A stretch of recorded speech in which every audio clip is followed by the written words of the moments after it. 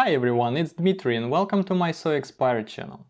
So today I want to talk to you about what makes film photography seem to be magical in my opinion. So yes, this is an opinion video. If you don't like opinion videos, just skip that one and come the other day to my channel. So let's say I think it's kind of a twofold thing. So the first one, of course, there are objective reasons why film photography may feel a little bit magical, and it actually starts with how light behaves, so with the optics and the physics of light. So let's say when we are talking about film photography, we are mostly talking about, like, of course, 35mm like upwards, so it's gonna be medium format, large format, and yeah, well, 35mm. And the largest sensor in digital available is not even the smallest medium format film would offer you.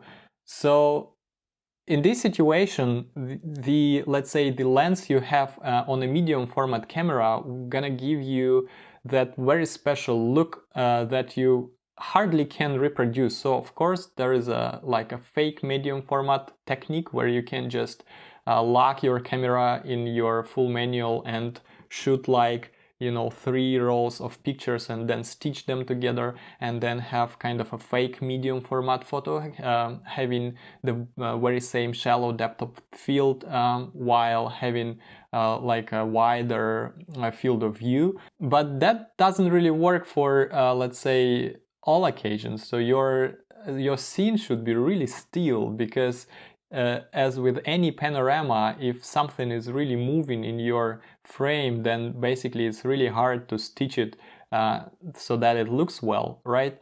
So while with the camera like my Yashica 124, you can get that in one snap. And I'm not saying that you cannot really reproduce this shallow depth of field on 35mm sensor.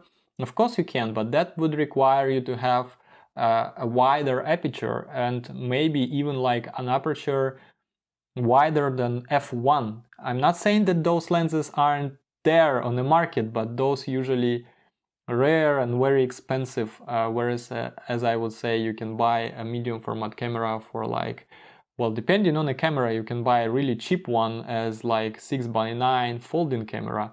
You can get the very same look for less money, of course, with like other trade-offs, but everything comes with the price, right? And talking about lenses, so of course in large format photography, those lenses tend to be even longer while still maintaining the very same field of view. So your depth of field, your effective depth of field, tend to be even shallower. And of course, with large format camera and with all the back movements, you can have pretty much all those. You can have pretty much all the scene to be sharp, like starting from your toes and like you know, forward to the horizon. So this is how it works. You can actually, it's not that easy to replicate this using a digital camera, and this is what makes the large photography so special as well. So speaking about lenses, so usually when you shoot film, you tend to use so-called vintage lenses, and those lenses can be very special. So most of them usually have less glass elements inside, so your light kind of less processed in a way, and on top of that there is nothing in between light, like your lens, and the film. So there is no additional like infrared filters or any other filters that you actually have in your digital camera on top of your sensor. And that also, you know, lets you capture like a richer and let's say more quality of light, so to speak. So those were objective parts, and let's talk about the subjective parts. So of course, film photography brings you like an element of surprise, because you cannot review your photographs as you take them. So you actually can stay in the moment while snapping photos, and then when you review your photographs later on, when you develop your film, you actually get to, you know, remember everything. And that is something that you don't have when you shoot digital, because you see your photographs right away, and once you actually get to do something with them in Lightroom, you already seen all of them. There is no surprise, and you actually sometimes even delete some of them while you're shooting, so that also kind of removes this element of magic.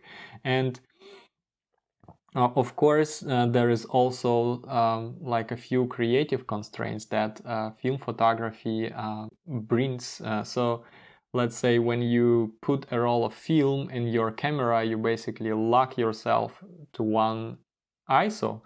And having that, you then have to, you know, do some decisions what to shoot and what not to shoot, to be able to capture a moment and be within those constraints, like your film speed. So of course you can take like 2 cameras with you, or several bags if you were talking about a medium format camera with like interchangeable bags, but still you cannot, so the variety is not that tremendous as you can have on a modern digital camera, where you can pretty much always forget about ISO like forever, because you pretty much can snap a photo in any situation. And speaking about film and the roles of film, of course, I cannot not to mention the number of frames. So in 35mm, it's gonna be like 36 frames, which is not a lot.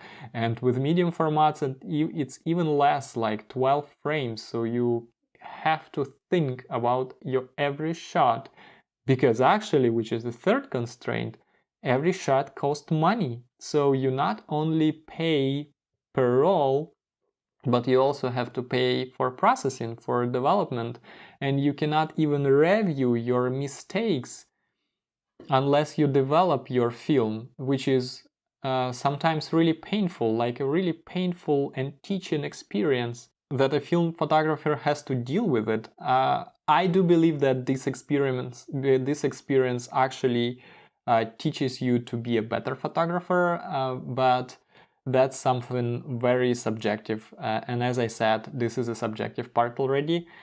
And then, of course, there is a development. And if you develop, especially if you develop your film yourself, you put your roll of film into the tank in a changing bag, and then you do this ritual with chemicals, and then you take out a roll of film processed, and especially if it's a slide film, you get to see positive images, and it's such a interesting feeling that you cannot really fake. There is no way you can have the very same feeling shooting digital photos.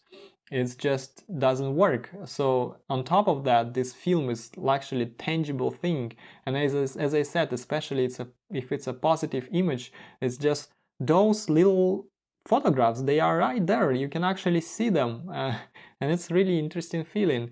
And the last subjective thing I have here, it has become a little bit like less important, but still, I mean, we live in a time when everyone has a very good camera in their pocket, which is a smartphone, and having this technology available to you, you kind of dare to carry like a 50-year-old camera with like how many years old film, like technology wise, and you shoot photographs and you get away sometimes even with better results. So there is something like even rebellious to, let's say, to that to film photography, in my opinion, again. And this is my thoughts on why film photography may seem magical, even though, of course, there is no magic.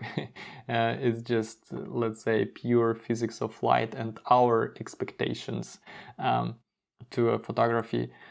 So feel free to cut my tongue if I made mistakes. I will happy to learn something new if I told something like complete garbage about optics and lenses and stuff like that.